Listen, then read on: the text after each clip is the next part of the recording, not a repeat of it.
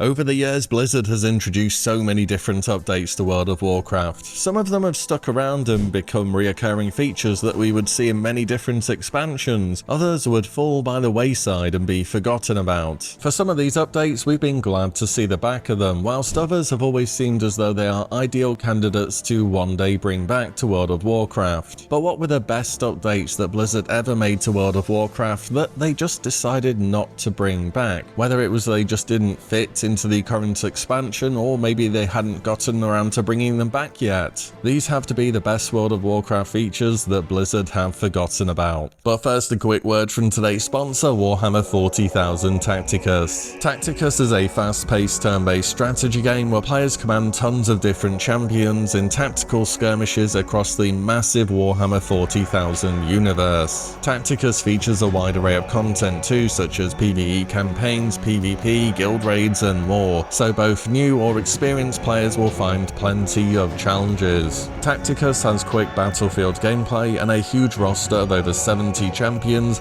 and 17 playable factions, so whatever your preferred playstyle is, there will be something for you. Players can also engage in both competitive and cooperative modes too, and with constant updates being added into the game and a 4.5 App Store rating, Tacticus has hit the mark for a lot of people. The most recent addition is the renowned Lieutenant Titus, who joins the Ultramarines faction. Known for his iron will and incredible combat skill, Titus is a well-known name for a reason, and his presence would be a great addition to your roster. You can check out all this and tons more in Warhammer 40,000 Tacticus today by scanning the QR code on screen or clicking the link down in the description. Also, don't forget to use my code WillE for extra rewards in the game. Many thanks to Tacticus for the sponsor today. Let's get on back to WoW. First, at number 10, we have a feature from Cataclysm, Reforging. What Reforging would allow you to do is to reallocate 40% of a secondary stat on one item into a different stat, including Spirit back then, even though that was technically a primary stat in Cata. This was super useful, as even if an item didn't really have the stats you wanted, you could still get a good amount of use out of it and feel good about getting an upgrade. Now, if I'm honest, Reforging made more sense at the time than it would necessarily now in modern World of Warcraft, because there were just more stats that you needed to hit back then. During the expansions when Reforging existed, you still had to worry about things such as hit and expertise cap, and being able to swap around some stats when you got a new piece of gear made hitting those breakpoints much easier. But during the start of Warlords of Draenor, stats in WoW underwent a big overhaul and were simplified a lot, and when I say simplified, I mean removed. Alongside this, Reforging as a feature also left the game never to return.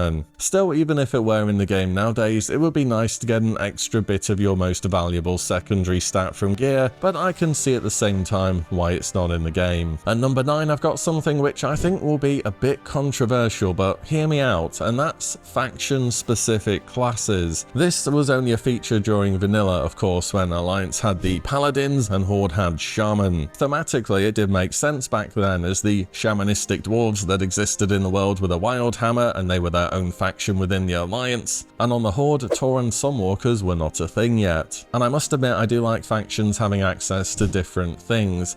I think the differences between the two keep things interesting. Of course, though, the problem always arises when we get to the inevitable question of balance. And seeing Season of Discovery at the moment, I can go and read daily posts about how X class on Y faction is overpowered. And at the same time, it would be a shame to enjoy playing on one faction in particular, but also to be locked out of playing a certain class there. But in modern World of Warcraft, this isn't really a concern either way, because pretty much everything is cross-faction. In fact, we got to the state of the game where everything needed to be cross-faction, with both factions having both classes at the same time since 2007. Maybe it would have happened a lot sooner were this not the case, but racials alone were enough to cause the imbalance over time. Whenever we get around to World of Warcraft's next class though, I highly doubt it will be faction-specific, as they would kind of need to do 2 classes at once, one for the Horde and one for the Alliance, and that sounds like an absolute balancing nightmare for Blizzard. So I'll say, in the past I enjoyed faction-specific classes, but I do see why they're gone. At number 8, I've got something from Battle for Azeroth, which is probably not an expansion you were expecting to see here, but this was an idea Blizzard had to tell the story of a raid where you would transform mid-raid into the other faction's races for certain encounters. I'm of course talking about the Battle for Desire Allure, and this wasn't just a visual change, you full-on swapped racials and everything. Horde players would be changed to Alliance for the Treasure Room fight, Conclave of the Chosen and King Rastakhan, whilst Alliance players would become Horde for High Tinker Mechatalk, Stormwall Blockade, and Jaina Proudmoore. At least Blizzard realised for the harder M bosses that players should be Horde for all of them. After all, Horde had historically had better racials for PvE than Alliance for, well, let's just say many years in a row. Can you imagine if the Race to World First players were forced to play Alliance for a tier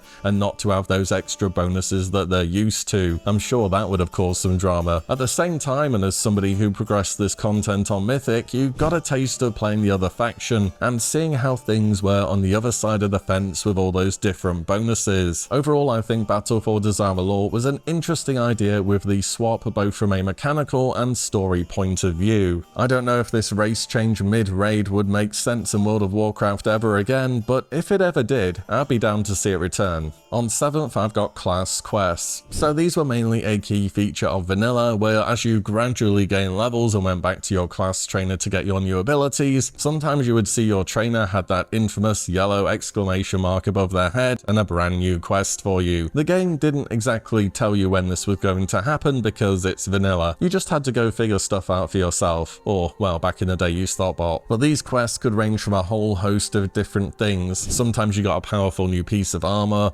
or a weapon, to learning abilities which defined your class, such as the burst shapeshift for druids or summoning new demons for warlocks. And at level count there were some truly amazing class quests too, notably ones for paladin to summon a charger or the dreadsteed for a warlock as a replacement to your standard epic mount. And of course hunters and priests could both loot an item from Majordomo Executus in Molten Core to start off a huge quest chain to get their hands on an epic weapon which will last them for a good while. During Legion class quests kind of made a return in the form of quests you had to do in order to get your artifact weapons, and in Dragonflight there were a bunch of new customization options opened up for a number of classes through, well, they weren't quite quests, but things to go and farm in the open world. These will give you new appearances for things such as your shapeshift forms for druids or demons for warlocks, just for example. Either way, I think class quests were a cool addition to the game, and updates that reinforce class fantasy tend to go down very well in WoW, as we'll talk about later. At 6, I've got challenge modes. So challenge modes were first added in Mists of Pandaria as a new difficulty for dungeons. Up until Mists of Pandaria, Blizzard had a bit of a problem with 5-man content. They were a core feature of WoW and something that had to be updated for each expansion, but they were only really super popular for a short period of time at the start of the expansion when everyone needed to gear. After that, they were only really used for leveling, and even heroic dungeons could eventually be skipped by just buying any old stuff from the auction house and going straight into LFR. So Blizzard came up with a solution, and along came challenge modes. These dungeons would give you a set item level, so gear wasn't as impactful as it usually is. There was also a gold, silver, bronze medal system for completing dungeons within certain time brackets, alongside unique rewards, most notably the transmog sets from Mists of Pandaria, which have still never made a return to the game, and they didn't even come back for Mists of Pandaria Remix, so at this point I don't think we're ever getting them back. Early on during MOP there were temporary titles too for holding the fastest completion of a challenge mode on your realm, such as Dark Master for Scholarmance, Siegebreaker for Temple of New Zao, and so on. Challenge modes would continue throughout Warlords of Draenor 2, before eventually being revamped into the Mythic Plus system in Legion, where dungeons would instead begin to scale and become an ever-rising challenge with bigger and better rewards. What I do like about challenge modes in comparison though is that the gear was set so you could just go into them. It was a different type of challenge, and everyone has the same challenge in terms of difficulty and item level. I doubt they're really going to make a return, but I think challenge modes are a good feature. At 5, I've got something that's been experimented with over the years, but each time it happened, it kept getting a bit smaller scale, and that is server-wide events. Now, these do still kind of happen, and I think the closest thing we get to them are pre-patch events, where there's things such as Legion invasions, Radiant Echoes, that kind of thing. These are really events that get people from all over the server together and into the same place for a common objective. But when I'm talking about these server or realm-wide events, what I mean are things which will be progressed in a different way on each server, such as the opening of the gates of Anchorage or the Isle of Quel'Danas during the Burning Crusade. During these type of events, certain things had to happen on your specific server for them to be progressed. For AQ, it was assembling the Scepter of the Shifting Sands and the war effort material gathering. And then after that, you had the 10-hour war in Silithus and all the drama that ensued. It was by far the most ambitious world event WoW has ever seen, and the first for that matter. But the Isle of Quel'Danas tried the event in a much more tame way. Your server simply had to complete X number of daily quests to progress the event and open up some new vendors and quests and so on. And eventually it would culminate in your raid being unlocked on your server. At least that's how it worked back in the day. During TBC Classic, we just got the raid day 1. But we did have to wait for some things such as the epic gem vendors, for example. These days though, the landscape and the server structure of WoW has changed so much. How would a server-wide event look when you can group up with people cross-server or even cross-faction now? And what about the fact that when there's about 50 or so people on your screen, the game just still stops working and lags terribly? I don't know if you've done a world boss yet in the War Within, but this really hasn't improved ever. I think server-wide events are a super cool feature, and they really capture the scale of the amount of players that are in MMOs, and that's a big part of what it's all about. Then again, maybe it's difficult for Blizzard to pull off these events in-game, but players can still organize, especially on RP servers, and put on events which bring people together and embody the spirit of the MMO. At number 4, I have something which has come back to the game, it's just nowhere near as good as it used to be, and this is about speed sets for farming legacy content. So speed was a tertiary stat that was added in Warlords of Draenor. Sometimes gear would randomly upgrade and you would get this stat on it, and as it suggested, it would improve your movement speed by a small amount, with diminishing returns the more of the stat you got. Now, it was in Legion when a certain food item was added into the game that would increase your movement speed massively, and it was called Bear Tartar. Upon killing an enemy, you would gain 70% movement speed for 5 seconds, and unlike many other effects in the game which needed you to have killed an enemy which grants honor or experience, this food didn't. It worked on anything. And the good times for Bear Tartar lasted all the way throughout Legion, and then we got to BFA and Blizzard hit the fun detected button and nerfed this food down from a 70% speed increase down to a flat 250 speed, which in other words means it didn't really do anything anymore. But in Shadowlands, Blizzard brought in a new speed food item called Fried Bonefish that would give you some speed rating after killing a target. It was nowhere near 70% of course, but it was a new item and it was better than nothing, so people began to use that. Nowadays in the War Within, trying both these items out, Bear Tartar gives under 100 speed and basically a 1% bonus, and Fried Bonefish around 850 speed or a 5% bonus. Nothing like these items used to be for speed sets, but I guess it is better than nothing. Either way, it seems as though Legion was the only expansion where we could go through old raids and dungeons faster than we could with an epic mount. At number 3, I've got a feature from Legion, and one which is still in the game to complete, it's just never been given a Season 2 treatment. I'm of course talking about the Mage Tower.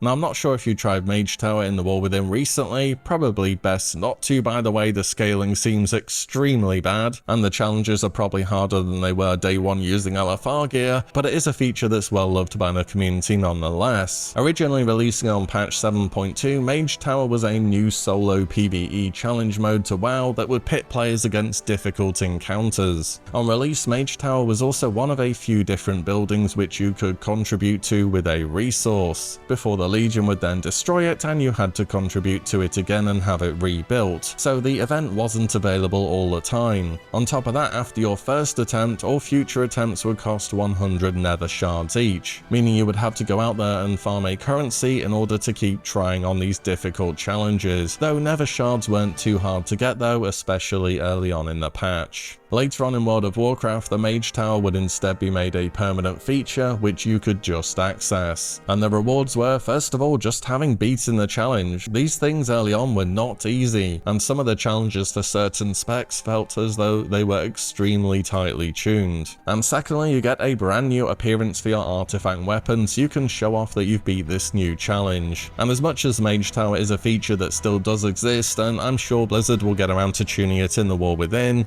it's had the same challenges for over 7 years in a row now, and I'm sure no one would say no to a new set of challenges from this well-loved bit of content. At number 2, I've got another feature from Legion, the Class Order Halls. Class Order Halls were an integral feature during Legion, and would tie in so many aspects of class flavor and fantasy that Blizzard were aiming for during this expansion. It seemed as though initially it would have been a disastrous idea. We were going to be splitting the player base based upon their classes into their own instances, and this had the potential to make the open world seem a lot smaller and less populated, which in an MMO isn't what you want, but they just worked. Class Order Halls were a home away from home for each class. Hunters had their lodge in the open air, druids a nature-filled grove complete with the Emerald Dreamway, mages a hall of learning, and warlocks a home of a conquered pit lord. And there was a lot to do there too. There was the mission table, which made a somewhat uneasy return from Warlords of Draenor, but it wasn't nearly as impactful, and you could work towards a unique class armor set, specific quests, and more. It was also in the Class Order Hall we upgraded and customized your artifact weapon, which for me were another great feature of Legion, and I don't know if they could really ever bring them back now that the power of those weapons is in the past and we use them to defeat the Burning Legion, but they were just another factor which really added to the success of Legion. Were Blizzard to bring back Class Order Halls in one way or another, I'm sure it would be a success. There's just the one small issue that rogues in particular are going to probably need to find a new sewer somewhere,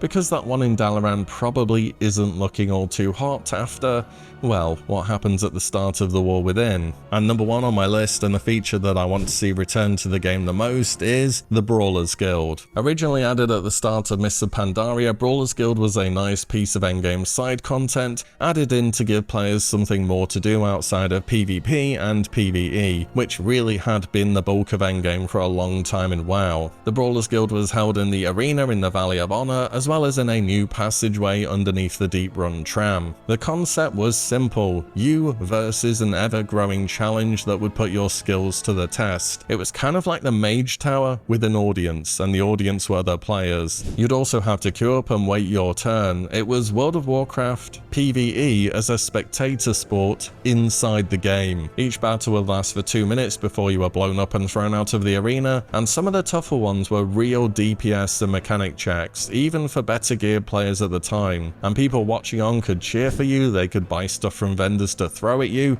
they could see how a boss should be done, or maybe how not to do a boss as well. There wasn't just rising through the ranks of the standard challenges too, you could get special challenge cards from a variety of activities, such as quests, pet battles, and more. These will let you instantly access a fight, ranging from the easy for fun ones to some of the hardest battles that would pose a big challenge. And the Brawlers Guild has seen a few comebacks throughout the history of WoW. It was updated in Warlords of Draenor to keep it relevant, and it also saw an appearance during Legion and BFA, but since the Shadowlands we have been deprived of the Brawlers Guild and are yet to see a return. I really think this features a bit of genius, and that it would fit into pretty much any version of WoW, and I really mean that. So I'm hoping we see the Brawlers Guild return, maybe even during the War Within, you never know. Thank you once again to Warhammer 40,000 Tacticas for sponsoring today's video. Don't forget to check them out via the QR code or the link down below. But that's it, let me know what you think, what features you would want to see return to the game, and whether you agree with what I went for.